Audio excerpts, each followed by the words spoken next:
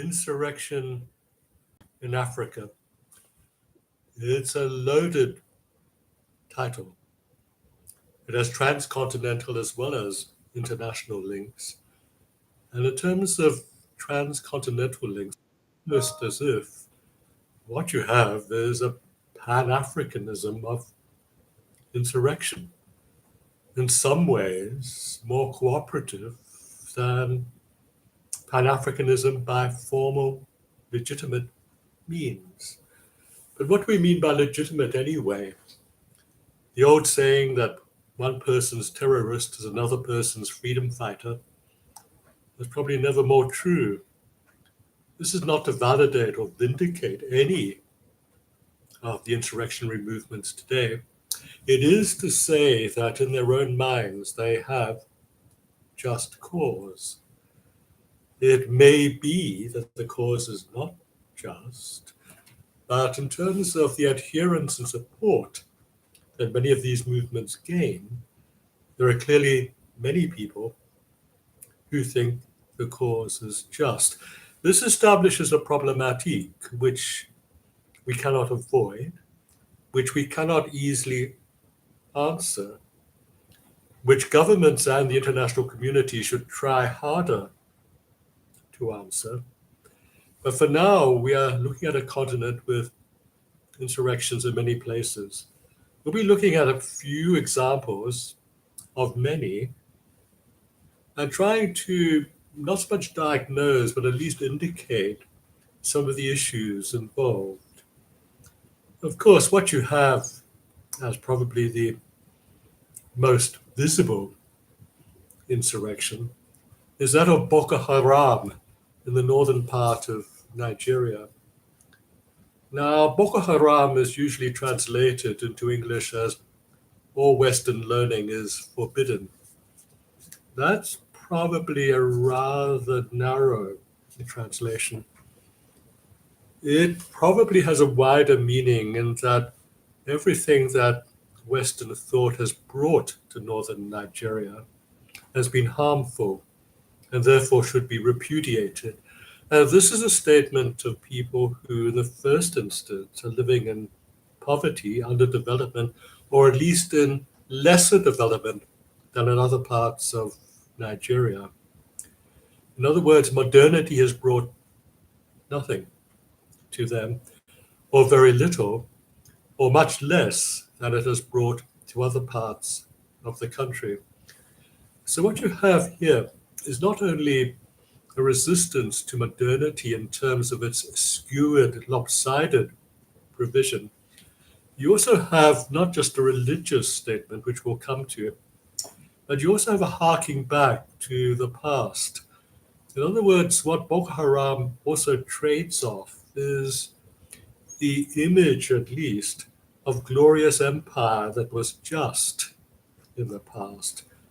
It exploits history, a particular version of history, and Islamic history, to be sure. Nigeria doesn't decolonize past its Islamic past, but you have all the same a recourse to a golden age in terms of the animation for resistance to the modern age, which is not golden. What you had in the first instance when Boko Haram began making its appearance around about 2010, it's been going on for quite a long time. It began pretty much as a northern complaints issue, a northern complaints organization, ready to make its points clear through political, or at least neo-political terms, but not yet militant and not yet fully military, certainly. And in that particular part of time, just over a decade ago, it was exploited by northern Nigerian politicians to put pressure on the federal government. In other words, there was an intersection between regular, formal, legitimate political forces and something springing from the grassroots, which was always incipient in terms of its militancy, and from militancy incipient in terms of its militarization. Later efforts to crush it have led to mixed results. It's not crushed, not by a long shot. The efforts to crush it meant the infusion of resources for the Nigerian military. Many of these resources were looted, so that what you had as a common complaint on the part of Nigerian federal soldiers was that they were simply outgunned, out-equipped by Boko Haram fighters who had better equipment. What they don't say is that they were also out-generaled. In other words, the military leadership of Boko Haram was very, very capable. And this is a point which is worth repeating and will be repeated throughout today's presentation. And that is, whatever you say about the antiquarian nature, the backward nature, the even primitive, medieval nature of belief, and those are terms that have to be called into question. But what you have is often an outstanding capacity to mount military operations. So you have on the federal side not only a looting of resources so that the soldiers are often, very often, outgunned, but the generals, through no fault of looting, but simply through fault of their incapacity, outgeneraled. Now, what is going on in terms of belief? Yes, there is a sense that a repudiation of what Western-based modernity has brought, that repudiation should be carried forward. At the same time, insofar as the quest for the benefits of modernization, if those came, what would then be the power behind the insurgency? In other words, flooding the northern region with development might, in the long run, not only be more beneficial, but be cheaper than military action. But there are too many vested interests now in the theater of conflict for that to happen. And with the recent election in Nigeria, a so-called technocratic person coming to power, President Tinubu, no mention at all in his election agenda as to what he would do by way of swamping northern Nigeria with development funding, with funding that would bring in greater modernity and greater share in modernity to those in the north. There is a divide in Nigeria. It came to independence pretty much as a British device. There were, at that point in time, at least 4 different key sectors and sections in Nigeria. We could easily have come to independence as 4 nations. But the idea of one united nation was a dream not only of convenience for the British, but also a dream of federal nationalists who saw the country as capable, A, of punching its weight in the world, and B, as some kind of prototype of Pan-Africanism.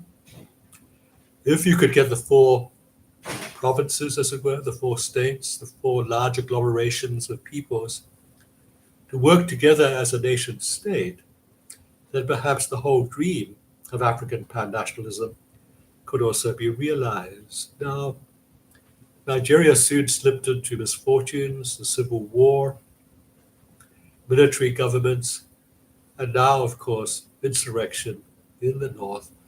It's a long and checkered history of discontent, but it's also a transcontinental history, because it's quite clear that, for instance, Boko Haram and Al-Shabaab in Somalia at least share communications. This is not to say that they share resources. There's not that much more resources to share around. It's not that they share battle techniques, because the terrains in the 2 countries are very, very different. It does mean that they share solidarity. It does mean they share the symbolism of adherence to a common ideology. Now, insofar as adherence to a particular ideology is concerned, there are many professed affiliations. Al-Shabaab in Somalia professes adherence of sorts to ISIS, and ISIS of sorts. Although ISIS right now is certainly not anything quite like the ISIS that stormed into power in Iraq and Syria some years ago.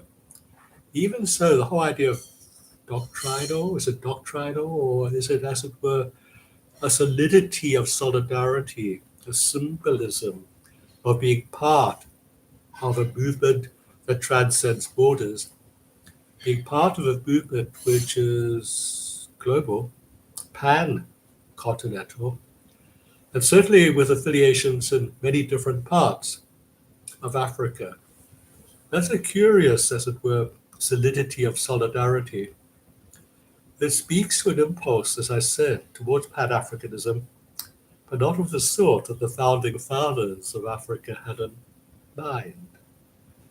Perhaps the failure to achieve Pan-Africanism by formal means has created a vacuum that can be addressed at least by informal, violent, and often atrocious means. Because one of the key elements in the unity between many of these movements is the penchant, the recourse, the default, as it were, to atrocity. Certainly Boko Haram, the kidnapping, the misuse, the rape of young women. Not that the federal soldiers who were sent to rescue them are very much better at many moments in time. And of course, the gratuitous cruelty and tortures of Al-Shabaab in Somalia. Al-Shabaab didn't have to be formed. There was chaos, of course, in Somalia. There never was any order after the overthrow of Siad Barre, the dictator of Somalia. Operation Restore Hope, the United Nations enterprise, largely dominated by the Americans, who didn't seem quite to know what they were doing. But what you had very, very much in terms of an unstable government established as a transitional device, which became a quasi-permanent device by the Western powers, what you had was an effort to be part of the secular world. Despite Somalia being a heavily clan-based society, and all clans being Islamically based. More than 110 clans by last count, although that's disputed, but all united by an affiliation to Islam. What happened very, very much in Somalia was in the early part of the 2000s, an effort to create stability not by the government, but the institutions that sought to create stability were in fact a challenge to the government. And this is the creation from the grassroots of an Islamic courts union.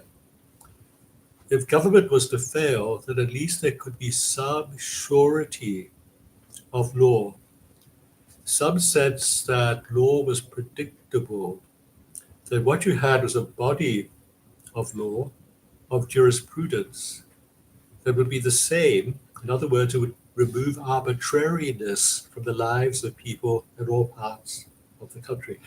This is one of the great quests for constitutional freedom in the world, ever since the French Revolution, certainly since the times of Napoleon.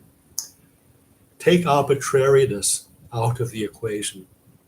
Let people know what their rights are, what the duties of the state are, how each can challenge the other. Let's not make it up on the spot, and let's not just let the powerful make it up on the spot. Let there be a rule of law, and let the rule of law be predictable because enshrined either in constitutions or at least in doctrine. So the Islamic Courts Union is very much an address to doctrine. Let's enshrine certainty, predictability, jurisprudential assurances based on Islamic law. This alarmed particularly the Americans. Islamic. We can't have that. They thought that this would be part of an international Islamic takeover. of not just Africa, but many other parts of the world. Understandable to the extent that you have the Americans still coming out of the great psychological difficulty of having been attacked for the first time on 9/11, and the whole quest for vengeance against the personality of Osama bin Laden, and being alarmed that in fact it was more than just Osama bin Laden. It was a proper transcontinental movement.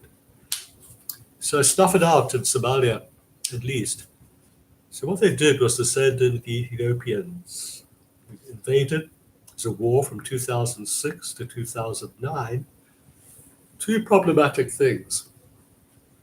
The first is that traditionally and historically, Ethiopians and Somalis are not good friends. You could almost say they're bitter historical enemies. So exactly the wrong people to send in. The second thing has also an ironic aspect to it, and that is the Ethiopians, in terms of their conventional battle doctrine, had derived that doctrine from the Russians during the time of the Ethiopian Derg underneath Mengistu, President Mengistu, where there's a huge amount of Russian, Soviet, post-Soviet influence, particularly in terms of military training. Now, this is military tactics and strategy based very, very much on the fear that the West thought it was confronting on the so-called Western Front in Europe. That is, if the Cold War turned hot in Europe, then Soviet Warsaw Pact forces would cross the Western Front into Germany en masse, in such huge mass that they could not be stopped by Western NATO forces, who would have to withdraw, hopefully in good order, and then they would start to bomb the invading forces, and they would bomb them by tactical nuclear warheads. In other words, they would nuke key parts of Germany. That never happened, thankfully. But what you had in terms of the doctrine of coming forward across a broad front in full force, taking no prisoners as you came forward, sort of like a steamroller methodology, something very much associated with Soviet military doctrine and strategic thought in the Cold War years. That was employed by the Ethiopians. Come forward in full force, crush everything in front of you, to hell with collateral damage.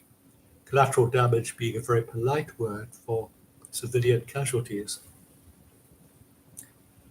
So the Ethiopians, in terms of getting rid of the Islamic Court Union, made huge damage to many parts of Somalia, including Mogadishu. What survived of the Islamic Court Union became al-Shabaab. Okay, they're not going to concentrate in the cities, although they're going to attack the cities. To this day, they've shown very good capacity in doing that. Based in the countryside, based too on a surety of Islamic law, but a much more radical, less moderated version of Islamic law than the Islamic Courts Union demonstrated. Al-Shabaab always having been a hardline element within the Islamic Courts Union, moderated by the other elements, but which had now been defeated by the Ethiopian Warsaw Pact style en masse, full frontal invasion of Somalia. So the retreat into the countryside, the recourse on atrocity, all of these things became part and parcel of the modern history of Somalia, which continues, unfortunately, to this day. Now, as I said, there's communication between al-Shabaab and Boko Haram. But what you see is already a key difference. It's possible to say that despite the complaint of Boko Haram, the insurgency is a peculiarly Nigerian one. In terms of Somalia, it was from the very outset an internationalized battle. The United States was involved, Ethiopia was involved. Many other so-called peacekeeping forces from different countries in Operation Restore Hope were involved. The French were there. The Italians were there. The Italians complained bitterly that they were not consulted by the Americans, despite the fact that Italy had been the former colonial power in that part of Somalia, and they had local knowledge still, which would have been quite useful, but ignored. So you had, as it were, the creation of a mess that was international in its dimensions and in its causation. We've already discussed the incident of Black Hawk Down, but that was very, very much in the aftermath of the defeat of a Pakistani contingent. It was also part of the Operation Restore Hope, peacekeeping, peacemaking, peace attempting forces underneath United Nations colors, but basically underneath American leadership. Now, in Nigeria, you could say there could be an avenue if the federal government chose to win hearts and minds. They would have to use the spearhead of development funding and equal access to development and also in order to do that. In Somalia, there's no national, there's no real international effort to win hearts and minds. That's also the big problem in another site of insurgency in Mozambique. And that's Cabo Delgado, the northern provinces of Mozambique, where an insurrection broke forth. And you're looking at Cabo Delgado, basically 2017 to 2018, for the first very visible signs of militant and military insurgency. That was something which was always incipient. In the last years of the rebellion of Renamo, and Renamo had begun as a South African proxy in the final years of apartheid defending itself forward, creating a proxy insurgent army called Renamo. When they were on the cusp of a downturn in terms of success and facing a possible future of defeat, the leader of Renamo, Alfonso Taklama, looked to Indonesia. They didn't actually make any alliance with Indonesia, but one of the options, contingency options that Taklama had in mind was, look, we're Islamic, and indeed, the eastern seacoast of Mozambique is Islamic. Indonesia is the world's largest Islamic country. Surely we can get help from them based on religious solidarity. As I said, that didn't happen. But what you did have very, very much in the more recent incident involving insurrection at Cabo Delgado was very much that kind of look east approach. Look, surely we're part of a different world. We're not being looked after by the Frelimo government. They don't even try to understand us. They don't reach out to us. There's no hearts and minds approach. Surely there are hearts and minds like ours elsewhere. Part of that elsewhere turned to be ISIS. So there's a doctrinal political expression of solidarity, although I'm not really sure what ISIS is able to provide to them in real terms right now. ISIS still being a potent, but in many, many ways a degraded force in the international politics of today. Even so, the search for some kind of recourse to comfort, support, belief, self-belief in religious institutions, in religious forces, was very much there. Now, again, at first sight, the insurrectionaries in Cabo Delgado and Mozambique were a ragtag band, but Frelimo government forces couldn't defeat them. Well, that is hardly surprising. Corrupt, degenerate government with a corrupt, degenerate military.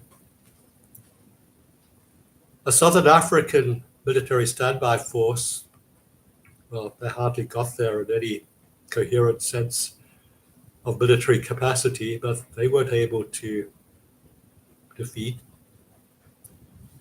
the insurrectionaries in Cabo Delgado. But here's the interesting thing.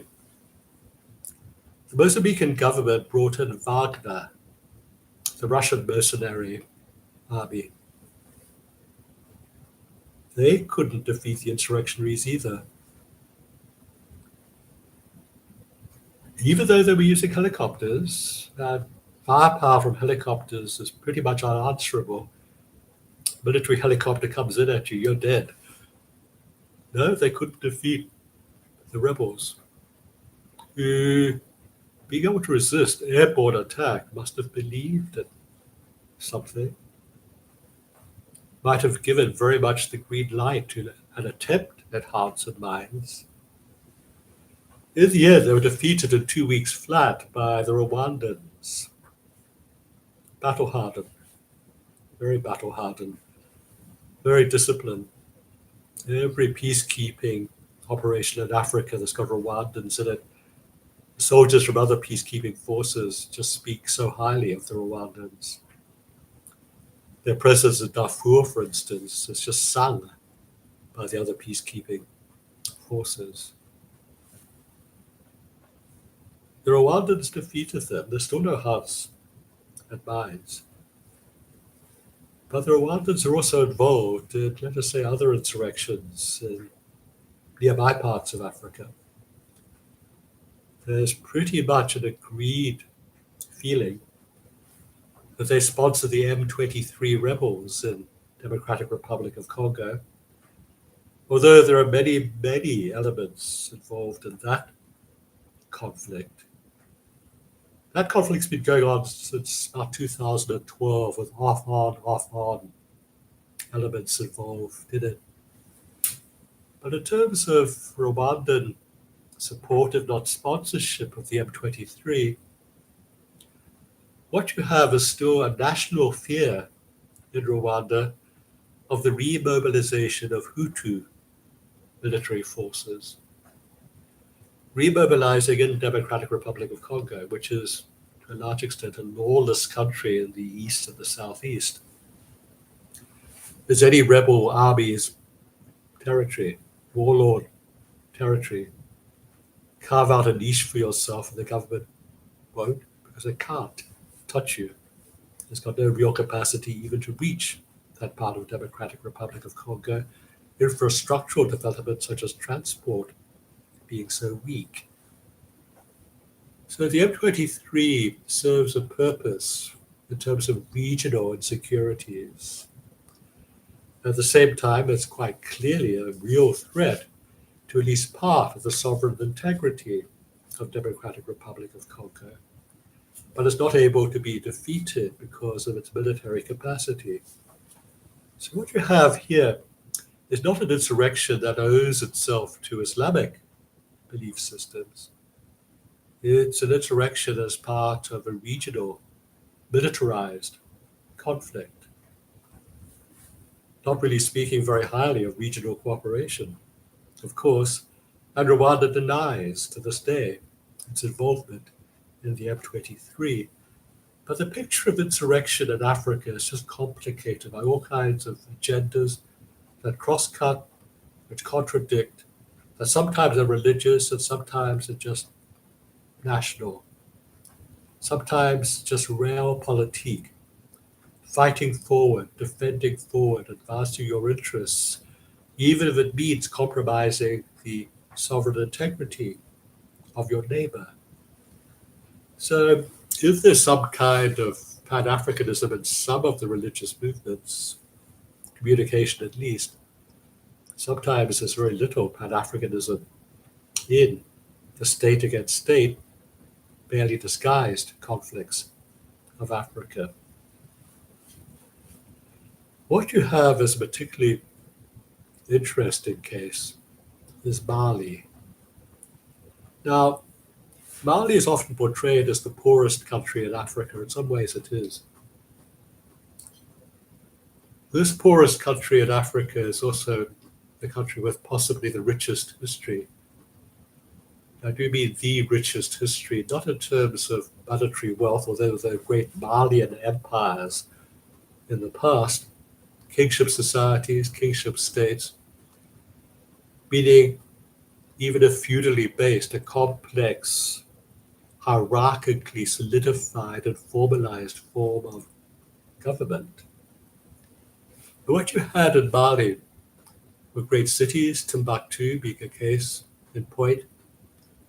In Timbuktu was one of the great libraries of the world. The Library of Timbuktu rivaled the library in Alexandria in Egypt. Priceless Islamic manuscripts were housed in this library. It was what we would call today a university, higher learning. All of these things were there. And yet, when the insurgents swept south in Mali, around about 2013, 2012, 2013, one of their big targets was Timbuktu. This is important strategically. Take Timbuktu, you had a straight line to the capital city to the south. There would be no natural defense barriers if once you took Timbuktu. Strategically, that was understandable. Take Timbuktu, then Bamako was in your sights. Destroy the library, or try to destroy the library, the rare books that were left. Heroic librarians rescued most of those. Now, I do mean heroic librarians. But this is also Islamic learning. So what you had in a declared Islamic uprising, an Islamic insurrection, was a peculiar kind of Islam that rebelled against the formality of Islam for learning. Now, this raises all kinds of problems not addressed in international relations. What is there that is popular, that mobilizes people prepared to fight to the death? And what is there that is regarded as unpopular, which is related to learning? You have an element of that, but more complexly than commonly appreciated in Boko Haram, as I've outlined to you. Writ large, in Mali, as I said, the insurgents swept down from Algeria. They had bases supported by Islamic separatists, opponents to the Algerian secular government. In the south of Algeria, where the government could not reach, they made an alliance with the Tuareg people in the northern part of Mali, nomadic, wandering tribespeople, all the same with a rich history of their own, who wanted to have more affirmation and guarantee of their rights in Mali, which the Malian government had not been able to assure them of. So what you had was a political demand on the part of the Tuaregs and a religious sense of purity, but a populist one which was against Islamic learning in Mali. The important thing is that, as with other cases we've been discussed, they're able to sweep all before them, but they were better generalship, better equipment. The Malian army tried to stand. They had tanks. They didn't know how to use them. Mind you, it's very hard to use tanks. It's harder than you think. They used them as fixed artillery, moving them from one spot to another and then using them again, basically as mobile field cannons. In other words, they had no combat mobility, of combat engagement in a mobile sense. The insurgents seem to know this, and they, like insurgent armies in many other parts of the world, Afghanistan, what happened with ISIS, in fact, in Syria and particularly in Iraq, the use of Toyota Hiluxes. Toyota must have made a fortune out of insurrections. To this day, no one works out or wants to work out how this is done, the logistics of it. Getting hundreds of Toyota Hiluxes all equipped in the same way from factories in Japan, the different war zones of the world, and no one can work out how this is done. So something's going on, and where do you get the finance from? This makes it international again. Figures do point towards Saudi Arabia. No one's going to call out Saudi Arabia while it remains a Western ally. So all kinds of international difficulties that one may at least suppose being at work here. So you have very, very much this complexity, but they swept all before them and reached Timbuktu and began destroying anything they could destroy, including what they could lay their hands on in the library. An African rapid deployment standby force was meant to be there. You couldn't mobilize. You can't do rapid deployment in Africa with African Union forces anyway. There's no capacity to do that. There's no transport aircraft to do that. And what kind of forces? They would probably have been operating along the same lines as Malian forces that could not stand. Battle doctrine needs a big upgrade in Africa. Overnight, the French moved in. They were there from 2013 to 14. They came in and drove the insurgents back again in a very, very short space of time. Not sure who was quicker, the French or the Rwandans in Cabo Delgado. The French, by the simple technique of two aspects of their capacity. First of all, they had the transport equipment. They could basically bring in a huge number of armed forces overnight. They mobilized overnight from France to Mali, and then made the strategic decision before even setting off, they were going to use lighter and faster cars than the insurgents and their Toyota Hiluxes.